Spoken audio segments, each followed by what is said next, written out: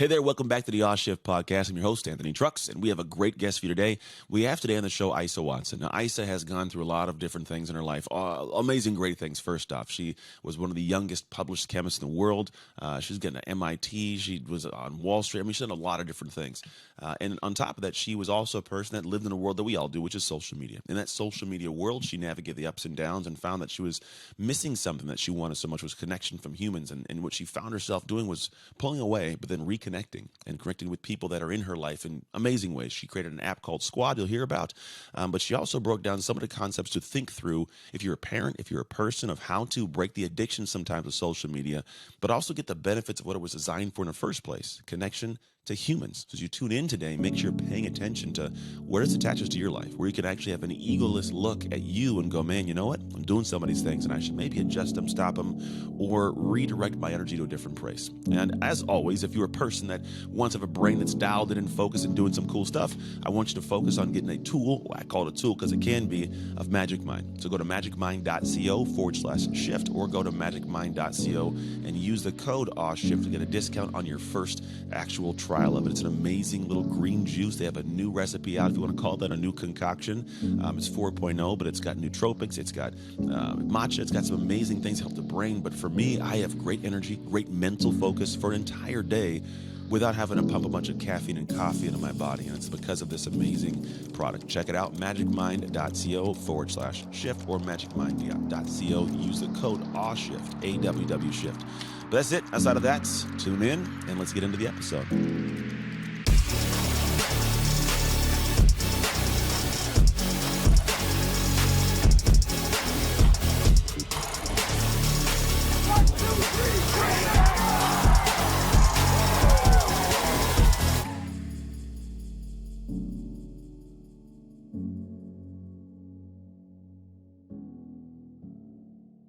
So we're here today with someone who has kind of got a great experience that we're going to unpack today. Now, in the world we live, there's a lot of social media. Actually, the entire world seems to operate off this crazy kind of idea, right? But there are good and bad ways to access it and how it affects our lives. Actually, I don't think we pay attention to sometimes. This person had an experience they paid attention to. And in going through kind of the journey of what they were seeing, what they were navigating, how they came on the backside, they decided to kind of unpack it for the rest of us through their own filter. And this filter is not a kind of, we'll call it a weak filter. It's a powerful filter from a lot of different walks of life, a lot of different great experiences and successes. So when we listen to our guest today, please try to listen from a standpoint of understanding that this either is you right now, or it could be you, or it was you, but at some point you play into it. So without further ado, I'm welcoming to the show, Isa Watson. How are you? Hey, Anthony, how's it going? Going well. We can hear each other now. You guys don't know, but we tried this the moment ago and it didn't work. And now it's working again. So we're back at it. Yep. So you're out in New York right now, correct? I live in New York City. Yeah. Crazy. It's too cold The for me. best borough, though, Brooklyn. I've been to Brooklyn, I think once. I went down there and I went to some, I was walking the street and it was like, you want a purse? And I was like, younger. And so I was like, yeah, so my wife was with me. We went to some like back alley, down some steps into this crazy, like looked like a dungeon. And then behind this weird door is this beautiful white room with all these fake purses on the wall. So like it's a whole, I'm talking, it's a whole different world down there, but it's dope. Yeah. So let's say I'm walking around Brooklyn. I happen to sit down at a coffee shop. And while you guys have an edge to yourself, I know how Brooklyn people are, you sit down and for some reason you feel compelled to talk to me. You don't know who I am. In your opinion, why should I listen to you?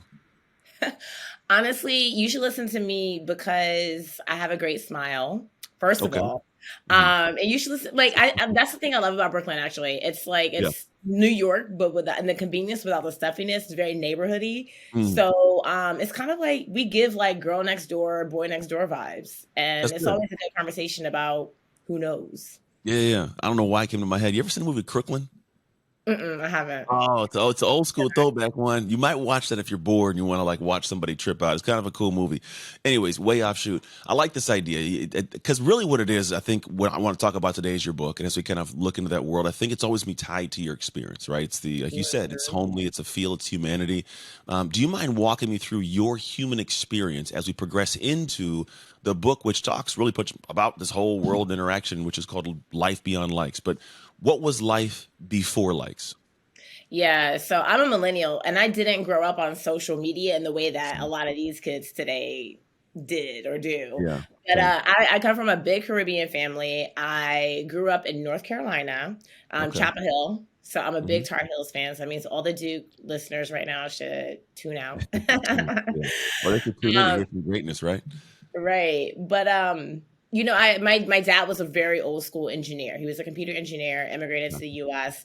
And with his mentality was like, Isaac, if you can't build it, then you shouldn't be using it. And so from the time I was 7, my dad would buy me the parts of a computer to build them. And that kind Really? of morphed into me loving to just kind of build with my hands and my mind. I ended up starting, I would say, I guess, my career, but I worked in the research labs at UNC Chapel Hill for a chemistry professor starting at Huh. 14 years old. Really? Um, yeah. Cool. And That's one subject I like was stoichiometry. I don't know why. It was just math and chemistry was the one area. So I like that which kind of realm you start. That's cool. I love chemistry. There was something that was always fascinating, like, oh, I can like build this drug from like nothing, you know? Yeah. But that kind of morphed into me being one of the youngest published chemists in the world at 19 years old, Hmm. for my work on glucokinase activators. And I talk about my journey. I fell into Wall Street after that. Yeah. I had studied chemistry and math at Hampton and biochem at Cornell, but I pivoted to finance via my MBA at MIT, and it was an interesting experience. Mhm. Definitely had a great time. Spent a lot of time at JP Morgan Chase, but it was really one Yeah. of those times in my life where like social media was kind of emerging, right? Yeah. And I was getting all these awards, top 30 under 30 this, top 40 under 40 that, Mhm. top finance people here, there. And I was so fixated on like creating that persona and posting that and posting Yeah. all these like fabulous snippets of my life, and I fell victim to that, right? Mhm. And so the interesting thing about that time at JP Morgan was that my parents sponsored a bus trip for kids to visit Hampton University every year. They have been doing it for well over a decade, Yeah. and this particular year the bus ran off a straight road, flipped over, and ejected both my parents out the front window, and my Oh, dad wow. didn't survive that. Mm. And here I was. It was probably the loneliest experience I had ever had in my life, in Yeah. part, not just because it was extremely traumatic, but in part because I had underinvested in my real life and Mm. overinvested in this persona I was creating on the Interesting. internet. Yeah. And that just kind of, there are things in life I feel like sometimes they just kind of, take you to they drop you to your knees. And that was one of those moments where I realized that I wasn't doing enough of living my own life and being intentional about how I wanted to do that. And Yeah. so I actually left JP Morgan over time and started a tech company called Squad. And with Squad, we actually our thesis is that the future of social is deeper, consistent connections and only a handful, as opposed I to like like that. broadcast platforms, right? And Yeah. so Different. been building that. We're Silicon Valley backed and all Mhm. those things, but life beyond likes came out of somewhat of a tragedy, and me actually turning my life around and actually finding fulfillment in a Yeah. way that I thought a lot of people were also yearning for. So I excited agree to, with you. I think it's yeah. one of the things human naturally we have those. It's interesting. This whole podcast is based off of it's called an Oz Shift podcast. The Oz Shift good, Oz Shift bad. Your father passing away is an Oz Shift bad moment. Like that's one of those ones. The whole concept of shift is an identity shift. It's whole Yep. my work's all an identity, and so I love that this is kind of taking this. We'll kind of dive in this direction as we kind of expand this because you're right. There is a realm of where I create this persona that becomes a story that then Yep. I identify with, but it's like almost when I identify with it online but not offline, it's an incongruence there, and you Yep. battle yourself. What did it feel like if someone's? I'm trying to think to the person listening. How could someone attach to the emotions you felt in those moments when you had that realization of like, I like who this person is online, but maybe not fully, but I don't like who I am creating this. Yeah. Interesting because it wasn't just I liked who I was online. Who I was online was just such a snippet. and I was a Mm, much gotcha. broader person. I had much broader interests. And Yeah. what happens with feedback mechanisms is that when you get feedback online with like people engaging with certain type of beliefs of who you are, Yeah. you allow them to narrow the mental model of who you are as a person. And Yeah. there can be an incongruence. And I was like, the things I'm actually I'm a person, I'm a human, I evolve. I'm not the same person that I was 5 years ago. Mhm. But there's some kind of permanence on the internet sometimes that expects that. True. And so I think for me, it became very jarring where I actually got off all social media for 2 years because I was like, what is this? Mm, I don't, this isn't me. I don't yeah. want people following me for this reason. Yeah. But it definitely something I had to kind of resolve Yeah. mentally. And there is something to that. It's funny, my best friends in the world, like I live online. That's my world, right? I don't post as much of my personal life as I think I'm told I should is one part of it. But Yeah. like the majority of my friends have no social. And there's something that's beneficial because then when I'm around them, it's the real me. I have to create this person I gotta live into. And there is, I think, when you enter the world of social media nowadays, if you go to different countries, the kids want to be sure they want to be, astronomers and they want to be astronauts and they want to be geologists, and we all want to be influencers. And so you have people doing the craziest things just to garner attention when the reality is they may not be that offline. Do you see like if somebody, because there's a long run to that. What do you see as like the long run play of this if it's not in any way averted or diverted? It's funny you say that about friends really quickly because another thing that we do is we conflate on our online friends with our real life friends, right? We Mm-hmm. assume that that person that's liking our content all the time and Is consistent our friend, yeah. and gassing us in our DMs that they're our friend when they're not. Yeah. And then I think about the story of my girlfriend. One of my girlfriends actually stopped following on Instagram because she actually had posted this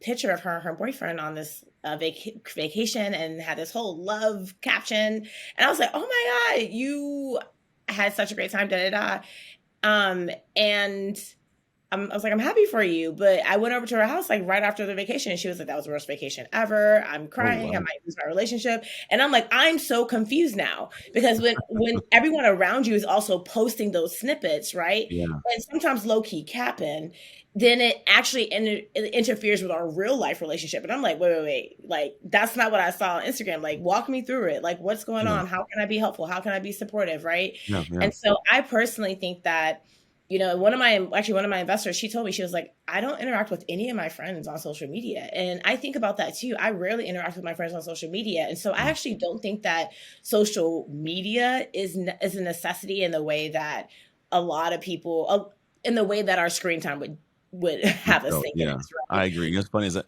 I do. The only time I interact with my friends is if I'm sending them funny memes or weird things I saw. Like that's how I'm like, Yeah. hey, you gotta watch this. I do for Yeah. myself. But yeah, the other conversations, it's a phone call, an actual phone call, not just a text. And I find myself doing that. And I think that there's people I find in life, just like you're talking about, how, they'll post something online and then behind the scenes you notice there's something off. And that Yep. makes me want to pull away from them. And I don't think people get that like if you have a difference, I'm not gonna say anything to you. I'm just gonna not say anything to you in the future. I'm gonna separate myself, and I think there is a problem with that. So I want to dive into life beyond likes. I get that you have this kind of kind of movement toward the social media dynamic.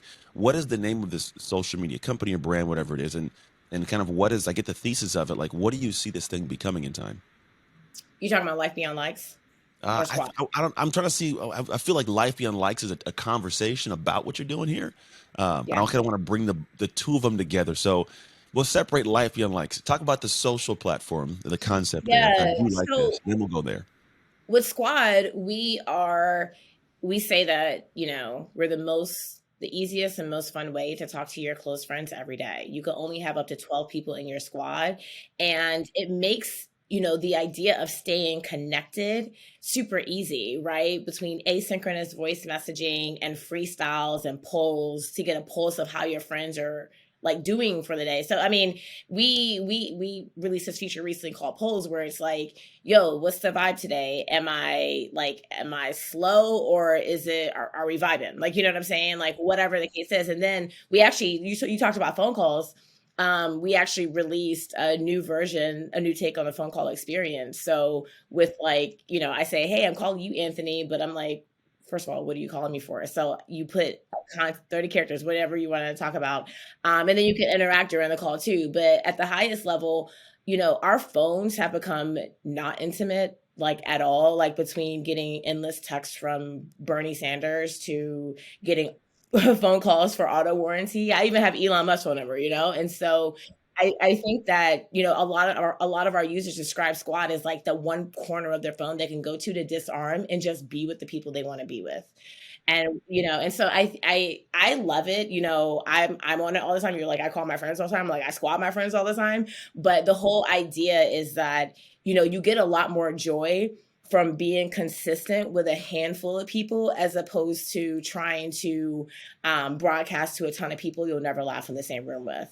I agree. I have like a very, very tight circle. The core of my friends go back to third grade. That's like it's pretty much the core of my group of humans is third grade or my wife and kids.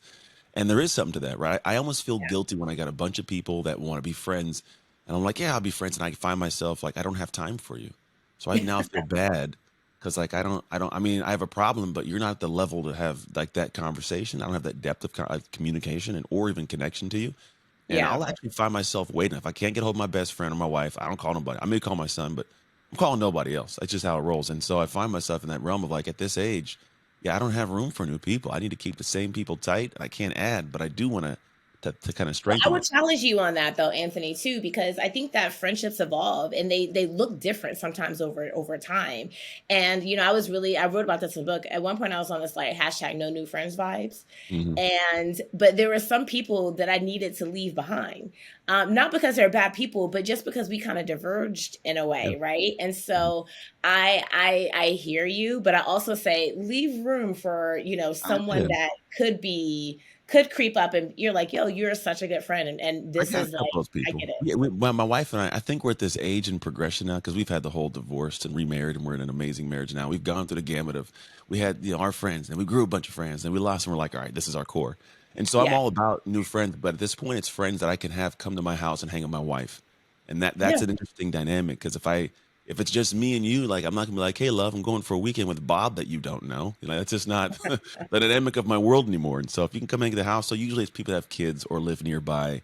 But I Yeah. do have a lot of colleagues. I'll say that I got a lot of work colleagues that are my workspace. I'll go to an event and I'll hang out with them and I'll be there. But like, you're not coming to the bat mitzvah. I'm not Jewish, but it's a joke. But But here's you know the what thing though, too. I actually write about that in the book too, because I I'm saying? think Oh, good. that this whole concept of social media, I'm sorry, not social media, but friends, right? How many Yeah, Facebook friends do you have? yeah. Like people don't they're uncomfortable using the word acquaintance, a Mhm. colleague. But everybody that we talk to that we're friendly with is a friend, but they're not. To an extent, yeah, I get you. I agree. I got a lot. The thing is, I have a lot of people. I was telling my wife a couple of days ago, or maybe even yesterday. I was like, I could probably go to any major city in America and have some I can go to their house and have a meal. Like, Yeah, so I for have a sure. ton of people I have that are friends and colleagues, but I guess for me, I have like a separation of the true depth of like when I got a real thing going on. There's certain people I can trust with it, and some I can't, Yeah. and a lot that I can't, I guess. But where did you have I guess the internal conversation and go, I need to create this? Because some people will go, I don't like social, I'll turn it off, but they don't always go, let me create another solution the rest of the world can have access to. After my dad died and I realized that I was in kind of the friendship deficit, and it, Hmm. it, it was really for the simple fact that I had underinvested in those relationships. Yeah, And I think that friendships, I think they're active, not passive investments, right? yeah, yeah. And one of the things I did is I was like, let me just do a whole kind of rejiggering of my friendship, like my core friend group, and Mhm. start to invest in the handful of ones that are bringing me joy, that feel the most aligned. And when I did that, I actually just became a much happier person, a Mhm. much more joyful person on the everyday basis. Yeah, And, as social media has, obviously progressed and kind of formed and evolved, I realized that where I was like 3 years ago, 4 years ago is where a lot of people are now. A yeah, lot of people are really experiencing this friendship deficit because they assume that they're caught up. They assume they're spending quality time with people when really they're just scrolling, right? And so that was kind of when I realized that. And then we did a lot of focus group, a lot of experimenting. We've taken like a really big research and experimentation approach to building this product. It was something that was feeling like a need and a gap that is continuing to grow. yeah. And so I'm personally really excited about it. And I think that again, like you get the biggest dopamine hits are from the people who are closest to you, who you feel like you can go to, who you Yeah, yeah. joke with, who you cry with. Yeah, and it's for sure, because I think there's times when I'll have like some I'll post it up and I'll be like, "Hey, what do you guys think of this little poll?" You'll get some feedback, but then there's like 4 or 5 people that they could say something that can really like unsettle you. Like, dang. But Yes. that rest of the work, but because of the time spent in the conversation. So with the book, because I'm hearing a couple, like it's usually something where I look at my guy friends, and I'll be honest, my guy friends, like they're like, bro, don't put me in chat groups. I don't want to do this. I don't need that thing pinging all day. Do you see it that there's a side of the coin where a demographic of people choose that to fit in this, but like kind of app area, or is it like everybody? I get everybody can use it. Who do you Hmm. primarily see using it? We definitely see our user base is about 60% women, 40% men. Gotcha. And there's this, the whole concept of friendship, I think, is rooted in vulnerability. In order for me to be your friend, you have to see me. I have to see you. I got to take the veil off, right? And Hmm. I think that we have this kind of concept of masculinity in this country, Yeah, we do. and actually, quite frankly, around the world, that is kind of in conflict with the whole notion of being vulnerable. And Hmm. so it's interesting. I was talking to one of my best friend, her fiance, who's 42 or something like that, and he was telling me that like he tells his friends he loves them. They Oh talk yeah, me every too. day. Mhm. They've been friends since middle school, and that's like it's actually quite an anomaly. But I would say like slight edge up on the women. But the interesting thing about it is that the more I spend time with our biggest demographic is 16 to 21-year olds, right? And the more I Really spend time with them, the more I'm like, interesting. they peep game of like, they think that our lives of working super hard and all the things is a scam. And they Really. peep that like, they really want to actually make efforts to invest in their joy. Gotcha. That's good, because that is crazy that everybody thinks like the work hard is crazy, because that's, man, I don't Nah, care what you do in life, life will have difficulty. It will be hard. So yeah, that's for a whole other sure. conversation. But here's the thing. You say that 1621, it threw me, because I see that demographic being in a realm of like, this is what they know, what they talk about. All the TV shows now. It's like I watched something the other day, the new National Treasure show on Disney, and the girl's like, I just posted a video, got 100,000, views, so I might get some ad revenue. Like that's a thing that they talk about at a whole other level now. And so that draws you in. You get an addiction to that. Yeah. How do you break the addiction to go, I'm not going to go to the mass media, so I'm going to go to my 12 people or Yeah, 11? the interesting thing about it is that you can continue to create content for mass media, but the people who actually try it and have some elements of success at it also realize how lonely it is.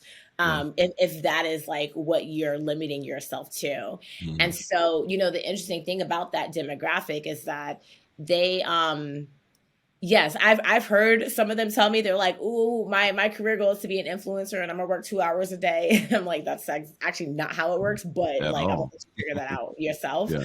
Yeah. But interestingly, um, there was this article by Time released last year where it talked about the impact of social media on teenage friendships and the fact that they don't actually understand the concept of what friendship is. And so Mhm. I think that this is kind of introducing it to them in a big way that they're actually getting a lot of joy from. But when we were growing up, we have like, it was like, go down the block, go play with your friends, go play Yeah. tetherball with your All the friends time. and stuff like that. They don't have that these days. They're like, Mm-mm. scroll, scroll, scroll, right? And so I Yeah. think it's giving them a feeling that they're really enjoying. Yeah, it's a different feeling. I think it's a more connective feeling is the idea of it.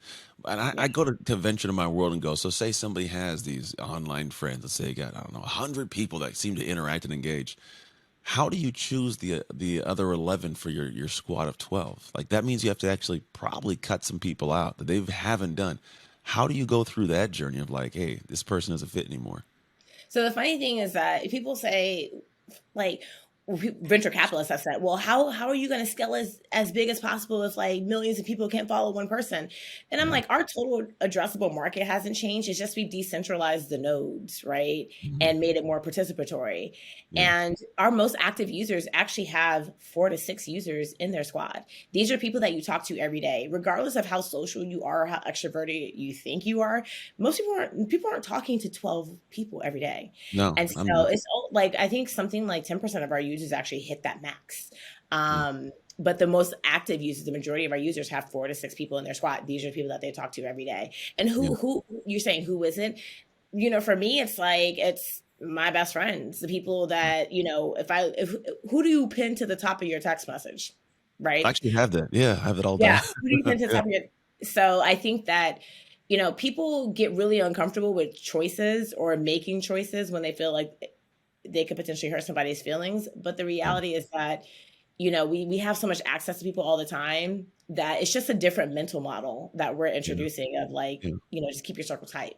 It's not even like I guess the way I look at it, you're not replacing anything. It's just having a No. new dynamic that I think there's a yearning for of connection and humanity. Because there is, like, I'm sure your person you mentioned earlier that, posted this on social and then have this different experience going on. Even if they not consciously be processing it, that is an unsettling, like, thing that lives in their gut all day long and then it floats in funny places. And so, yeah, I think there is something that this is like, I like the idea of this. I'm actually considering like reaching my buddies and be like, hey guys, let's do this thing called squat. Because we already text already. But because of the desire to not be in text chat groups, because the phone just pings all day long, I'm like, I wonder if I could set this up and you can choose your notification. I'm assuming you could choose what notification flow is. Yeah, and also like the one thing I'll mention too about Squad is that we focus so much on group dynamics in a Mm, lot of other apps, right? So you have your group chats on iMessage or whatever, yeah. WhatsApp, whatever. But with Squad, the group is actually dynamically built around you. So if I Mm, say, Anthony, do you want to be in my squad? You say yes, we're in each other's squad. I say, hey, Rebecca, you want to be in my squad? She says yes, we're in each other's squad. But if you and Rebecca don't know each other, y'all will never see each other. And if yeah. y'all, you see what I'm saying? So it's like That's it's one cool. of those things where it's like it's your friends or your friends on the platform and they have their friends too. And Mm, group dynamics are weird, which is why most people don't talk in group chats because they're like, yeah. I don't have the same relationship with everyone who, Sure. from the person who started the group chat. 100%. It's well stated because that's why I don't get them. I'm like, I don't know who this person is. Like we've had people in groups like, hey, open to the group like we don't know some of these people here. Can we go ahead and get them out? And like it's Yep. awkward. I'm like, oh, I'm not going to say nothing. And the book obviously I think is talking to how this dynamic flows. Right? There's a tool here, but the book's more unpacking all this stuff, and it sounds like it's Yeah. why the tool was made.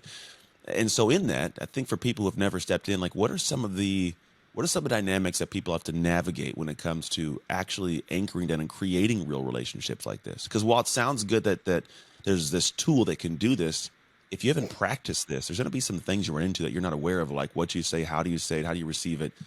What are some thoughts around the realm of people going, hey, this sounds great, but like, I don't even really know how to deepen a connection with friends? Yeah. Here's the thing. There's kind of some hard self work that goes into this, like Mhm. the ability to be vulnerable, right? I struggle Yeah. with that for years because I think I absorbed the concept of, you know, you're not supposed to feel sad ever. You're supposed to be Yeah. strong and happy all the Yeah. time. Like, you have roof over your head. And I'm like, I'm entitled to my feelings, right? Um, the one thing that I talk about in the book, I talk about, first of all, the fact that we have become such excessive validation seekers Yeah, we at have. the hands of social media, right? Mhm. And so the thing about validation is that we all want it, we all need it in some way. Where you get it from, I encourage people to shift that to like not these strangers online, but to your real life, right? Yeah. And your real people. And the thing about it is that I hear a lot of, especially women, have this mental model that, I'm going to work so hard in my relationship, work so hard in my romantic relationship, but my Mhm. friendships, they should just happen. No, Yeah. your friendships actually, require a big investment. And so I think that, I think there are things like vulnerability, understanding what you need in a friendship. I think that changes over time, the ability to have some of these harder conversations. But then there's also just like some planning stuff. I tell people all the time, take one block of time out of your schedule every week or every 2 weeks, whether it's like Mhm. brunch every other Sunday or whatever, and fill that in with a real friend. Mhm. Just like block it off and make sure you just tap that in with like fill it. We schedule a bunch of stuff, but then we're like, oh, friendships, they should just passively happen. Which is why when I ask a lot of people, hey, when's the last time you talked to your best friend? A Mhm. lot of people would say, oh, like 3 months ago. I've been meaning, but the kids or but vacation. And so Yeah. I think that there's a combination of that, like that hard stuff, but then there's also the like just make it happen too. Yeah. No, I agree. It's funny you say that because there's one thing I've been doing. I don't know if it was my birthday recently came, and I was like, I want to really like talk to people in my life more consistently because there is something where like you can talk in passing, but I knocked my brother's in Germany, and so now I have like every other Saturday, which happens to be tomorrow. I think I'm talking Mhm. tomorrow. Every other Saturday, we have like we just hop on and just catch up for 30 minutes, just what's going on, just shoot the crap, and it actually is fun because when it happens, I get a chance to overtime you to. If not, it's like, hey, what's up? It's Thanksgiving, happy Thanksgiving. Oh, it's your birthday, and Yeah. you miss out. And I think the more you do it, then what happens is it gets to a point where you notice. And I think it's part of the thing we're hoping is I'm going to notice that I haven't talked to him in a while. And I don't think you do if it's not in some way scheduled. Just like you brush your teeth every day. One day you'll notice if you didn't, right? It's a whole different conversation. Right. And so I think it's setting that flow for people who are trying to establish relationships. The ones that I have in my life, I have to actively put time in and actively think about scheduling and alarms. And like today's my best friend's birthday. And I have like 5 alarms just because I don't want to forget it. Because 2 years ago I did, and he let me know. He was kind of pissed. Uh, It's intentionality. it It's is. intentionality, which we have in so many other areas of our life, but we don't really have in our friendships as much. Yeah. Yeah. And it's funny is because I don't think as much as social media is designed for that, I don't think it was, and it's now designed to have you be on social media all day, not to be social as much, Well, I that's think. how they make their money, right? And Yeah. so social media, the more if you're not paying for the product, generally you are the You are the product, right? product. And so Mhm. the more you're on there, the more they're able to feed you ads. And it's interesting too because there was a study that showed that Facebook, if you reacted like with an angry emoji, or if people in your network reacted with an angry emoji to certain things, then it was 5 times more likely to show up in your feed than someone who reacted to a like something. So it's really Interesting. built to kind of draw you in emotionally. But most people, here's the thing, like I had a whole pack of Thin Mints last night. I didn't feel good after that, but I was like, yo, I am like killing these Thin Mints right now. You know what I'm saying? Yeah. It's hard Yeah. to just eat like 1 or 2 Thin Mints. Yeah. But then that's how social media is. Like it's like, oh, I'm in the moment, but then when I leave, I don't feel good. Mm-mm. Yeah. That's really well said because that's kind of the thing. I think that the studies came out recently, or maybe like last year at some point, where they're saying it's actually social's not good for like especially young girls. I got a 13-year-old daughter, and she the other day It's was like, "Can I get Snapchat?" I'm like, first off, you ain't got a phone. So secondly, when you do, I don't think it's the first time I put you on, just so we're aware. So you go ahead and find a way to like to scroll. But she's like, my friends all do it, and I go, yeah, but I hear like it's funny. I hear a lot about her friends and the dynamics, and it sounds uncomfortable. And I go, I yeah. don't need you to have more of that outside of school. That's not going to be best for your life. And so, but here's I also couldn't the part. have imagined being a 13-year-old with social Oh no, media. It's nah, like that age is hard enough. Like and yeah, see and the interesting thing about it is that, to be honest with you, there was a UPenn study that came out a few years ago that showed the average age of the participant was 12 years old. And hmm it showed that 12-year-olds on average have unrealistic expectations of what they should look like, what they hmm should own, and what they should achieve. And it has resulted in unprecedented levels of anxiety yeah, in on average 12-year-olds. And so yeah. it's tough. Yeah, it's tough, but I also can't. Here's the hard part for me as a dad. I'm aware of something that's going to take place in about 10, 15 years. And it's going to take place for everybody. Everybody's a parent, right? The reality is this: is I was raised in a certain world. I have ways that I structure and exist, and even in my world. But I can't raise kids for my world. I gotta Yeah. raise kids for their world, and that's the hardest thing for me because I go, well, how do I cherry pick the best things for you to be accessing? Because I can't very well have her do no social media because then you're gonna For get to a sure, world where right. you're gone from me, and you're gonna be the outcast and be like, what's up with this weirdo who's never used Snapchat before, right? I think for parents, it's really about giving, and I talk about this too in the book, it's about giving kids the framework around Mm, how to interpret social media. And the first part of the book is actually talking about elevating our awareness of how social media has changed our behaviors, how yeah. it's made us feel about ourselves, how it's turned us into this excessive validation seeking people. hmm And the thing about, having a 12-year-old on social, or sorry, a 13-year-old on social media is that, those habits that we subconsciously developed, we have to make sure that we're pouring into them, we're validating them, we're making sure that, they're not seeking and not kind of going into that validation seeking behavior that us as adults are have been doing for years. And the hmm other thing about social media use as parents that comes up oftentimes when I'm talking to parents is that, a lot of parents post their kids on social media. I think Yeah. that's their choice. That's not for me to opine on. hmm But here's the thing: what are you posting and what are you not posting? Because I've seen parents, they post when their child gets like first place and da da da da da, mm and then their child comes in fifth place or doesn't score the next time, they don't get Yeah. posted. So what are you communicating to your child by what Yeah. you're posting as well, right? And so Yeah. there's that element of us and how we engage with our children on social No, media. I'm gonna have to play this for my daughter. So my daughter, she's been a swimmer all her life until last year she decided to run track and do hurdles.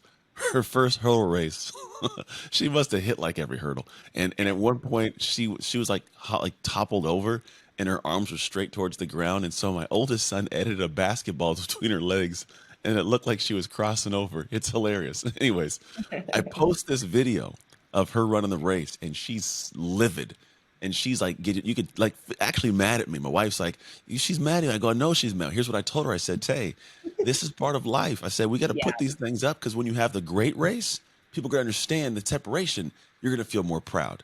And so like yeah. she got it later. Oh, but she was seething. She was so angry when I posted, take it down, Dad. Like all of that. And I Most tell her, parents wouldn't post that, by the way. yeah, I know. I'm not the normal guy. I try to have my kids be, Yeah. you know what it is? I want my kids to get a real taste of life here. Like, because I can't kick them out to the rest of the world and they're going to be like, what's going on? Because some people can't walk through all areas. Like, you can walk through Brooklyn, but you could also walk through any predominant corporation in the same place in the world. But the thing is, not many humans can do that. And so I think that to not understand that that's an asset is a problem. So I want her to understand it, like, to get the dirt and feel bad, right? But then you can also step up and polish up, if you want to call it, and walk into a space and hold your own with your mind and your successes. And so there is a dynamic that social media can't teach you about that, but it Yeah, for can sure. in a sense of the emotion you navigate from what's posted based on your connection to social media. Right. It's a weird one. I don't know. It's a conundrum. We could go down that whole rabbit hole for probably hours on that. Because it is. I don't think I would have been the same guy with social media. I didn't even have it when I was in college. I played college sports. There was no NIL. There was no you can make money off of posting you eating Oreos. You know, like it's a whole Right. different world we live in. How actually it's like a good question to go into. What are your thoughts on how the NIL and that kind of, do you know much about how that works? Like the name and likeness and name image likeness stuff with colleges now? I don't know as much about that. I know kind of broad strokes. Same here. I Yeah. know broad strokes, but I don't know kind of the inner workings of And it. I don't think it's anything you have to know deep. Here's essentially what it is. You used to have a dynamic where college athletes didn't get paid anything, and I think they should have got something, right? And now you have some college athletes that may make more money than their coaches in college, which is it's a weird it's a spin up, but I think it almost takes the professional level down to the college level. And now it makes even more people go, I gotta get online. I gotta get online. I gotta make this persona. I gotta look this way. I gotta be this person because that's how I get paid. Is how I have a name for myself. And I think that that creates even more of a broad stretch of people going, I got to get on social. It's the most important thing about the future. And I personally don't know if that's the case. So here's the Um, thing, social media, it's a branding tool. If you need to yeah, create a brand and manage a brand, okay, by all means go do that. But yeah, it's not a connection tool. I And I agree. think too many people where we're like misaligned is that they conflate it as a connection tool when it's actually just a branding tool and a way to Yeah, brand yourself. that's well Because said. honestly, your friends aren't like judging you and like Yeah, developing opinions about you based on your social media. They're developing their opinions based on how they interact with you. yeah, very, very true. And I think there's also, I don't want to have this conversation, but I go, like, I'm not assuming all social media is bad. For example, we're going to have this conversation take place on a social media platform. People are going to see links and go click a button. So it's going to exist there, right? Yeah. So it isn't all bad. I like what you're talking about essentially is there's life beyond the likes, though. I think that's really what I'm There's getting like from this conversation. yeah, and the validation that we get from those likes, right? And the addiction that Yeah. we get, Hmm. like I've had several tweets in the past few weeks that went viral. And I'm just like, whoa, but I actually, because it actually overwhelms me and I'm like, these are a bunch of people I don't know. So I mute them. Right. And Hmm. I turned off the likes notification for every single app on my Oh, phone I that did has that. any Yeah, I kind don't of have those. likes Yeah. because I'm just like, I don't want that. Like, that's Yeah. not where I want to source my validation, Yeah. or the validation that I need. And so there's for me, I disconnected my self worth and my self love and all those things from what I get on social media. And I think too many people are still living in that space where their self worth is really tied to Yeah. um, how people are engaging with them or people are giving them all this great feedback. Yeah. But here's the question, like, who who do you need to validate you? First, you need to validate yourself. Hmm. And then it's the people around you who you care about. Yeah. Yeah. I love it. I mean, it's a conversation I have enjoyed having. It's a conversation I think more people need to have, even if Yeah. it's just internally, because this social media is not going anywhere. They're just going to make it more immersive. And if you don't use this tool will use you. And so I love 100%. that you're having this conversation and actually created something that allows people to pull out of the, call the matrix a little bit and actually plug into each other in a positive way. The book's out now. Where can people go get this book? You can get it wherever books are ordered. Life Beyond Likes on Amazon, Barnes and Noble, Target, anywhere books are sold. Beautiful. I love it. All right, ready for the final question? Yes. Here we go. What promise did God make to the world when they created you, or when your creator created you? What promise did God make to the world when he created me? You. He promised the world, he promised to give the world a little bit more inspiration. Mm, it's a good one. I like Mm. that. You're a light is what I'm hearing there. A lot of interesting conversation with that. Somebody one time asked me that at a coffee shop and stopped me in my tracks. I was like, I don't even know what you're expecting me to say because that makes me want to like go to the soul of my souls. But I like that, right? It's pretty much saying like I'm doing my thing, I'm living my life, but I'm an inspiration so people can see me because a lot of people can do a lot of great and they can hide it behind these walls and no one can see them. But you're actually I love it going out into the world saying, hey world, I exist. I've done these cool things. But here's who I am, and here's what I've created, so you guys can have joy like me also. So I appreciate Yes. that. That is it. I've thoroughly enjoyed talking to you. Where can I have people come find you outside of the book? Where can I have them come find more about you as a human? I isawatson.com, ISAWATSON, or on socials, ISAD Watson. Beautiful. Thank you. Thank you. Those of you guys who are tuned in right now, still, thank you so much for being here with us. You could be anywhere in the world. You could be on social media scrolling and clicking and all those kind of things, right? But you chose to come hang here. Now, here's the thing. If something resonated with you as an action, make sure you take the action. Go check out Squad, her app. If it's, I don't know if it's available. I'm assuming it is, but go find it because I'm actually going to go personally find it myself. I'm curious and I like things that sound like this and connect me to humans because I love humans. But also, if there's someone in your life that you know needs to hear this episode, just share it with them. Hit the link, share. You never know. And also, maybe the world just needs to hear it. So put it out there. You never know who's going to come across the feed. Outside of that, thank you again for tuning in. And as always, make the most of your awe shift moments. You can make shift happen. It's Anthony Trucks and Isa Watson signing off. Hey, thank you for tuning in to the Awe Shift podcast. I pray that we gave something amazing to your life. And if you found this episode served you in some way, I would love if you could share it with people you know, people you love, as well as your community, because you never know who needs that simple little seed that can grow into something amazing for their life. And the actual training doesn't stop here. If you want your free copy of the show notes sent to you after every episode so you can get the major points consolidated down, simply go to textanthony.com and message the word notes. Till next time, make shift happen.